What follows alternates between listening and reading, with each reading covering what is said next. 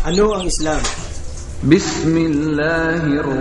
Magbigay ko lamang ito ng maiksing pagpapaliwanag kung ano ang Islam. Dahil karamihan sa mga hindi Muslim ay binibigyan nila ito ng maling kahulugan o pag-unawa. Kaya narito ako sa inyong harapan upang ipaunawa sa mga hindi Muslim kung ano ang Islam. Ang hiling ko lamang po sa inyo para sa mga hindi Muslim, unawain mo lamang ang maiksing pagpapaliwanag. Alhamdulillah, wassalatu wassalam, wala rasulillah, assalamu alaikum warahmatullahi wabarakatuh. Ang Islam ay mula sa salitang ugat na salam, na ang ibig sabihin ay kapayapaan at pagsuko sa kalooban ng Diyos. Nangangahulugan din ito ng pagpapasakop, pagtalima, pagsuko, at pagsunod sa kagustuhan ng Diyos. Ito ay kailangan nito ang gawa or action verb. Kaya ang sinumang kusang loob na sumuko sa dakilang lumikha na si Allah subhanahu wa ta'ala ay magkakaroon siya nito ng katiwasayan, kapanatagan sa kanyang puso't isipan. Si Allah subhanahu wa ta'ala ay nagwika sa banal na Quran, alladhina amanu wa tatma'innu qulubuhum bidhikrillahi alla bidhikrillahi tatma'innu al-qulub. Ang kahulugan nito sa pinakamalapit sa wikang Tagalog, yaong mga naniniwala at ang mga puso ay natagpuan ang kapanatagan sa pamamagitan ng pag-alaala sa Allah. Katotohanan sa pagunita sa Allah, natatagpuan ng mga puso ang katiwasayan. Pababasa sa Quran 13:28.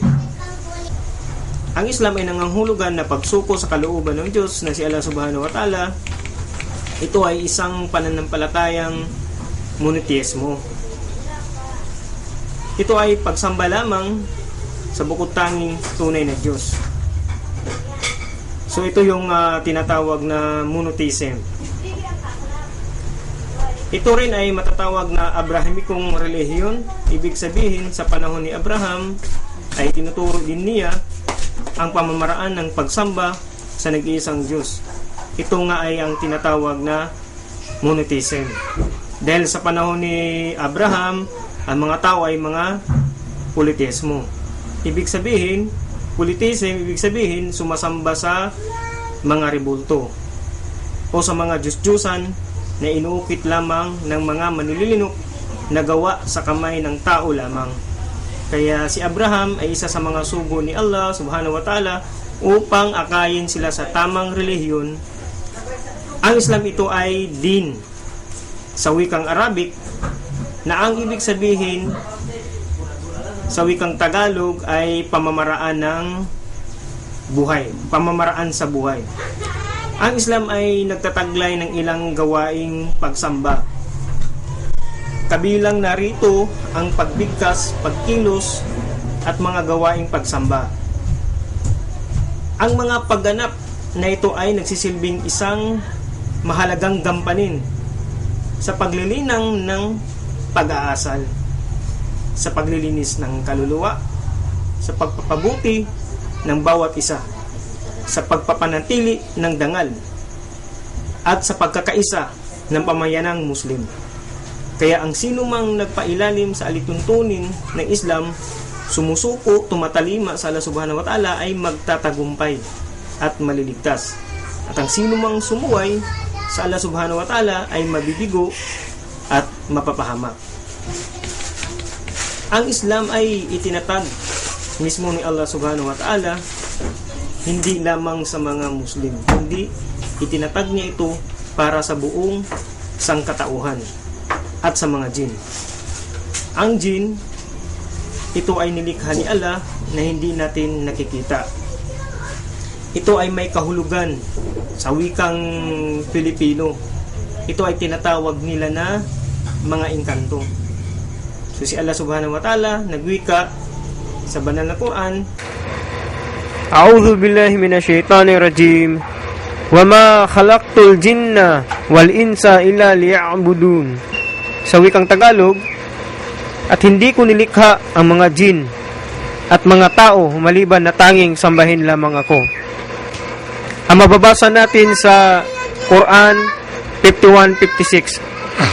At sinabi pa ni Allah sa A'udhu billahi minasyaitanir rajim, Al-yawma akmaltu lakum dinakum wa atmamtu alaykum ni'mati wa radaitu lakumul islama dina. Sa pinakamalapit na kahulugan sa wikang Tagalog, sa araw na ito, aking ginawang ganap ang inyong relihiyon para sa inyo, at aking ginawang lubos ang pagpapala sa inyo at pinili para sa inyo ang Islam bilang inyong relihiyon. Mababasa sa Quran 5:3. Ang Islam, ito ay relihiyon ng lahat ng mga propeta. Mula kay Adam, Noah, Abraham, Isaac, Jacob, Moses, Jesus, at ang pinakahuling propeta at mensahero na si Muhammad. Sumasa kanila nawa ang kapayapaan, habag at pagpapala. Kaya ito ang relihiyon ng lahat ng mga sugo at propeta. Ang Islam ay hindi bagong relihiyon. Ito ay relihiyon bago pa man nagsimula ang buhay sa daigdig na ito. At ito rin ang relihiyon ng ating mga ninuno.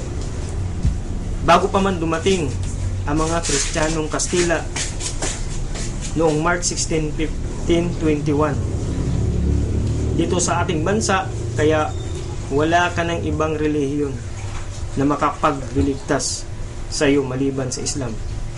Ang relihiyon na itinatag ni Allah subhanahu wa ta'ala, at si Allah subhanahu wa ta'ala ay nagwika sa banal na Quran. A'udhu billahi minasyaitanir rajim. Wa may yabtaghi ghairal islama dinan falay yuqbala minhu wa huwa fil akhirati minal khashirin. Ang kahulugan sa wikang Tagalog, at sino man ang maghanap ng pananampalataya na iba maliban sa Islam, ito ay hindi kailanman tatanggapin sa kanya, at sa kabilang buhay siya ay isa sa mga talunan. Mababasa sa Quran 3:85. So malinaw na kasaad dito na kung meron ka mang ibang relihiyon maliban sa Islam, ay hindi ito tatanggapin ni Allah, at ikaw ay magiging talunan. Kaya ang sino mang tao na naligaw ng landas na wala sa Islam at nais niya itong yakapin ang pananampalatayang Islam na bukal sa kanyang kalooban, na handa niyang isuko ang kanyang sarili sa nag-iisang Diyos na lumikha sa kanya na si Allah subhanahu wa ta'ala, na may pagkatakot at handang yakapin na walang pag-alinlangan ng Islam, saka pa lang siya matatawag na balik Islam. Hindi ito matatawag na nagpalit siya ng relihiyon, bagkus kanya lamang binalikan ang relihiyong na wala sa kanya dahil sa kanyang mga magulang na ginawa siyang Kristiyano sa pamamagitan ng pagbinyag. Kaya siya ay matatawag na balik Islam.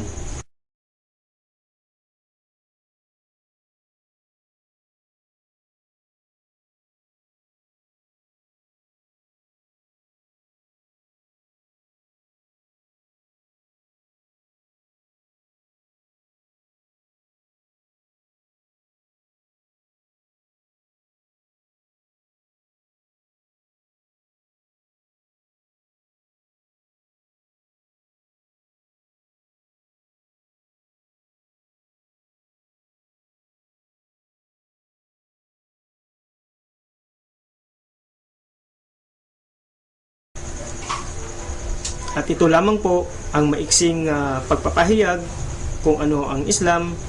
Naway ito ay magsisilbing gabay at magbibigay sa inyo ng kaalaman sa mga hindi Muslim na nagbibigay ng maling pag-unawa sa Islam. So ang Islam, ito ay ang religion of peace and mercy. Subhanaka Allahumma wa bihamdika asyhadu an la ilaha illa astaghfiruka wa atubu ilaik. Assalamu alaikum wa rahmatullahi ta'ala wa barakatuh.